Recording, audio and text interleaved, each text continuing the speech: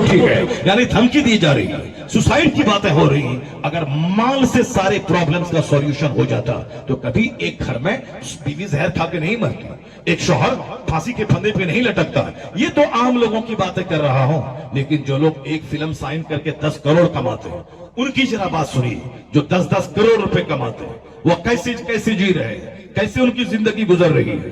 آپ نے سنا ہوگا کورونا کال میں سشانت سنگھ راجپوت جیسا اسمارٹ خوبصورت ایکٹر، میں تو جب اخبار میں جب اس کی تصویر دیکھا تو میں دنگ رہ گیا۔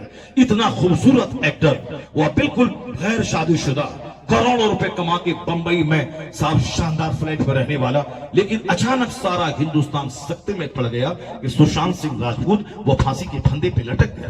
اپنے ہی کروڑوں کے فلیٹ میں، اپنے ہی گھر میں انہوں نے پھانسی کے پھندے پہ اپنے آپ کو لٹکا دیا، سوسائڈ کر لیا۔ اگر بمبئی میں رہنے میں مزہ ملتا ہے، فلم میں ناچنے میں مزہ ملتا ہے، تو ہمارا بچہ تو فلم دیکھ کے برباد ہو رہا ہے۔ لیکن جو فلم بناتا ہے، جو فلم میں ناچتا ہے، جس کو دیکھ کر میرا بیٹا جوکر کی طرح بال رکھتا ہے، جس کو دیکھ کر میرا بیٹا ہاتھ میں کڑا پہنتا ہے، جس کو دیکھ کر میرا بیٹا پھٹا ہوا جنس پہنتا ہے، جس کو دیکھنے کے بعد ہمارے بچے گٹکا کھانا اور موبائل چلانا اور مٹک مٹک کے چلنا، یہ اپنے ماں باپ کی نافرمانی کرنا اور سڑک چھاپ اور دل پھینک عاشق بن جانا، وہی فلموں کو دیکھ کر 90% بچے فلم دیکھ کے برباد ہو گئے۔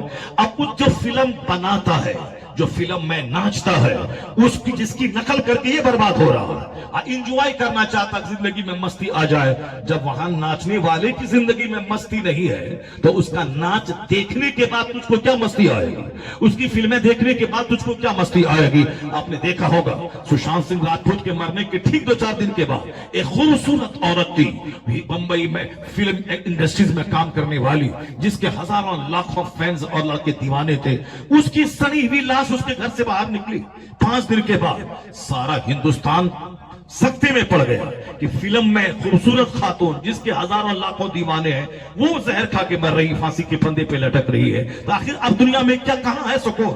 فلم میں ناچنے والے کے ہاں سکون نہیں ہے، فلم انڈسٹریز میں سکون نہیں ہے، اربوں میں کھیلنے والے کے پاس سکون نہیں ہے۔ بہار کی راجدھانی پٹنہ میں ایک ارب پتی، سونے چاندی کا کام کرنے والا جوہری، وہ اپنے بال بچوں سمیت گیا تھا گھومنے کے لیے امریکہ یورپ، وہاں سے گھوم کے آیا، پھر کئی دن کے بعد 4 لاش ان کے گھر سے نکلی، یعنی بیوی کو انہوں نے اپنے لائسنس والے ریوالور سے شوٹ کیا اور اپنے خوبصورت بیٹے کو مار دیا، اپنی بیٹی کو مارا، پھر خود کو مار کے لیٹا لیا، اپنی پوری کہانی ختم میں گاڑ ڈالی۔ 4 لاش ان کے گھر سے نکلی، کن کے گھر سے؟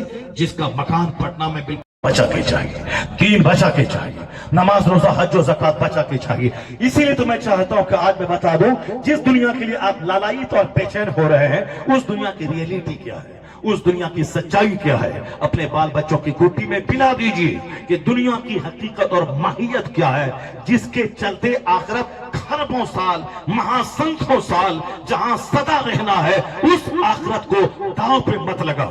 وہ تو کفار و مشرکین ہے جس کے نزدیک صرف دنیا کی مستیاں سب کچھ ہیں، مگر ہم تو مصطفیٰ کے ماننے والے، ہم اللہ کے ماننے والے، ہم قرآن کے ماننے والے۔ ہمارے نزدیک دنیا ایک قطرہ پانی ہے اور آخرت مثل سمندر کے ہے، تو سمندر چھوڑ کر ایک قطرہ پانی کے لیے پاگل ہونے والا وہ تو کسی بھی طرح آدمی کہلانے کے قابل نہیں۔ آدمی وہی ہے جو ایک قطرہ پانی نہیں، سمندر کے پیچھے پاگل ہو۔ آخرت سمندر کے مانند ہے اور دنیا ایک قطرہ پانی ہے، اس لیے اس سمندر کے پیچھے جاؤ، اس سمندر کی تیاری کرو مرنے کے بعد کی جو دنیا ہے۔ ذرا غور سے سنیے، پہلے میں اس ٹاپک کو میں مکمل کر لوں کہ کس طرح سے آج دنیا بھر میں خودکشی کے ماحول پیدا ہوئے، کس قدر تباہی کے ماحول پیدا ہو رہے ہیں۔ بمبئی میں لتا منگیشکر کا نام آپ نے سنا ہوگا، کیوں نہیں سنا ہوگا، سب گھر میں اس کے گانے سنے جاتے ہیں۔ 80-90 سال کی عمر تک وہ زندہ رہی، ایک لمبی عمر پائی، مگر معلوم ہے آپ تو صرف دنیا کی باتیں کرتے ہیں، صرف ان کا گانا سنتے ہیں، لیکن آپ کو میں سچائی سناؤں، لتا منگیشکر سے جب دا ٹائمز آف انڈیا کے لوگوں نے انٹرویو لیا، ہاؤ ڈو یو فیل، آپ کیسا محسوس کرتی ہیں؟ دولتوں کے ڈھیر پہ بیٹھی ہیں آپ، دنیا بھر کے 50 ممالک کا آپ نے سفر کیا ہے، آپ ہندوستان کی پارلیمنٹ میں دیش بھکتی کے گیت گا رہی ہیں، प्रधानमंत्री और सारे मिनिस्टर्स आपके देशभक्ति के गाने को सुन रहे हैं, यानी वो इज्जत के पार्लियामेंट में आप बैठे हैं, प्रधानमंत्री आपको सुने, हिंदुस्तान के करोड़ों लोग आपके गाने सुने, पूरी दुनिया में आपका चर्चा हो, शोहरत, दौलत, बंबई में घर, दुनिया भर का भ्रमण, करोड़ों की ज्वेलरी, जवाहरात, हीरे जवाहरात, सोने चांदी का जेवर, सब कुछ है लग्जरियस लाइफ के लिए। क्या चाहिए? यानी एक लग्जरी लाइफ के लिए अच्छा खूबसूरत मकान डेकोरेटेड, हाईली फर्निश्ड हो, कभी कभी अमेरिका, कभी यूरोप, कभी फ्रांस, कभी नॉर्वे, कभी कनाडा घूमा जाए, पार्टी फंक्शन घर में होता हो, लाखों रुपए पानी की तरह बहाए, खाना है एक से 50 टाइप के खाना अपने दोस्तों को खिलाए ताकि सबकी जबान पे चर्चा हो, साहब वाह क्या फीस इन्होंने दी है, क्या जियाफत करवाई है। यही है ना एक लग्जरी लाइफ की। और सारे लोग आए, सब मिलके नाचे, 80 साल की बुढ़िया भी नाचे, 18 साल की जवान भी नाचे, जैसे आजकल शादी भी हम सब पागल की तरह शराब पी लिया, नाचा, शादी हो गई, और सुबह सवेरे उठ करके थका और आग लग गई, कहीं कुछ हो गया, अब बीमार पड़ गया, अब दुल्हा दुल्हन वापस हो रहे थे, एक्सीडेंट करने के बाद 5 लाशें निकल गई, परसों एक ही घर से 4 लाश निकल गई, दुल्हा दुल्हन यानी सारे लोग चले गए, ये सब कुछ तमाशा। मगर शादी के टाइम में नाचना है, बगैर नाचे कहीं शादी होगी, बगैर शराब पिए कहीं शादी होगी, बगैर डांस के कहीं शादी होगी, उसी का देखा देखी ये मुसलमान जिसको मरना है, अल्लाह को मुंह दिखाना है, एक एक पाई का हिसाब क़यामत के दिन देना है, यानी जर्रा जर्रा इसका दुनिया में जो कुछ कर रहा सबका हिसाब देना है। इसका यकीन है कि फरिश्ते मेरे दोनों कांधे पर मेरे अमाल लिख रहे हैं, मैं जो बुराई करता हूं उसको भी लिखते हैं, मैं जो नेकी करता हूं उसको भी लिखते हैं। ये सारा चिट्ठा क़यामत के दिन हमारे सामने मौजूद होगा। कुछ भी किया होगा, फमन यामल मिस्काल ज़र्रतिन खैरन यरा वमन यामल मिस्काल ज़र्रतिन शर्रन यरा, राई के बराबर नेकी करेंगे तो वहां देखेंगे। जमीन सीसी कैमरा की तरह मेरी गतिविधि को नोट कर रही है, मेरे हाथ और पांव सब मेरे विरोध में क़यामत के दिन गवाही देंगे। ये पांव कहेगा ये हमको नाच की महफिल की तरफ ले गया था, मैं क्या करूं, ये फिल्म हाल की तरफ मुझको चलाया था, ये हाथ बोलेगा हमसे क्राइम करवाया था, हमसे जुल्म करवाया था, ये पेट बोलेगा हमें हराम लुकमा डाला था, शराब की बूंद डाला था, जबकि एक एक बूंद शराब की हराम है। शराब की बूंद अगर अंदर जाती है 40 दिन तक न कोई दुआ कबूल होती है, उसी हालत में मर जाए तो जन्नत की खुशबू हराम होती है। यह पेट बोलेगा ये हमने शराब डाला था, सूद की कमाई डाला था, जुआ सट्टा की कमाई डाला था, यह पेट बोलेगा, जबान को अल्लाह सील्ड कर देगा। आया है सूरह यासीन में, अल-यौम नख्तिमु अला अफ़वाहिहिम व तुकल्लिमुना अयदीहिम, यानी आज हम उसके मुंह को सील्ड कर देंगे, उनके हाथ मुझसे बात करेंगे, व तशहदु अर्जुलुहुम, उनके पांव गवाही देंगे।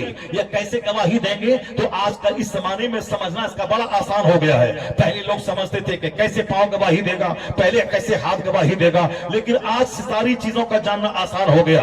हमारे घर का सीसी कैमरा बोलता है कि कौन आया है, कौन गया है, क्या हो रहा है, हमारे घर की सारी गतिविधि, सारी खबरें वो दे रहा है। हदीस में आता 1400 साल पहले आदमी की रान बात करेगी, आदमी के हाथ बात करेंगे, यानी घर के कूड़े मकुड़े बात करेंगे कि घर में क्या हुआ, वो सारी खबरें बयान करेंगे। सीसी कैमरा ने आज साबित कर दिया कि किस तरह हमारी गैर मौजूदगी में सारी गतिविधि को नोट किया जा रहा है। और हम इस्लाम का अकीदा था कि क़यामत के दिन तुम्हारे सारे चिट्ठे खोले जाएंगे, सब तुम्हारे अमाल दर्ज हो रहे हैं। लोग समझता था कैसे होगा, हम तो रोजाना लाखों बातें बोलते हैं, हर जगह जाते हैं, ये सारी बातें कैसे रिकॉर्ड हो जाएंगी। लेकिन आज मालूम है एक बहुत बड़े मॉल में जहाँ खरबों का माल रखा हुआ है और वहां कोई सेल्समैन नहीं है, एक बंदा घूम रहा है, एक ट्रॉली लिए हुआ है, ये सामान रखा, वो सामान रखा, ये सामान रखा, लेकिन वहां महंगा सामान भी है। चाहे तो उसको अपने अंदर छुपा ले ताकि कोई ना देख पाए, लेकिन हिम्मत नहीं है। क्यों? वह जानता है कि मैं सीसी कैमरा की निगरानी में हूं और अगर मैं जैसे जाऊंगा वहां गेट पे हमारे अंदर का छुपा हुआ सामान निकाल लिया जाएगा। इसलिए खरबों का माल और तन्हाई, वहां किसी की हिम्मत नहीं कि उसको चोरी कर ले। ये बताए कि सीसी कैमरा में सारी गतिविधि नोट हो रही है। तो इस्लाम का अकीदा था यह दोनों फरिश्ते लिख रहे हैं और फिर ये जमीन तुम्हारी खबरों की नोटिस ले रही है और क़यामत के दिन जमीन तुम्हारी खबरें बताएंगी। यौम इज़िन तुहद्दिसु अख़बारहा बिअन्ना रब्बका औहालहा, जिस दिन यह जमीन खबरें बताएंगी कि तुमने कहां तारी पिया, तुमने कहां शराब पिया, कहां तुमने ज़िना किया, तुमने मक्के की खेत में क्या किया, बांस की बाड़ी में क्या किया, तुमने दरख्त की आड़ में छुप के क्या किया, 5 स्टार होटल में क्या किया, तुमने बंबई में क्या किया, रांची के लाइफ के कोठे पे तुमने क्या किया। ये जमीन सारी गतिविधि का सारा चिट्ठा खोल के वहां रख देगी, जमीन बताएगी, मुंह को सील्ड कर दिया जाएगा ताकि ये न बोले हमने ऐसा किया था, हमने वैसा किया था, ये नहीं किया था। नहीं, वहां मुंह को सील्ड कर दिया जाएगा। ये पांव गवाही देंगे,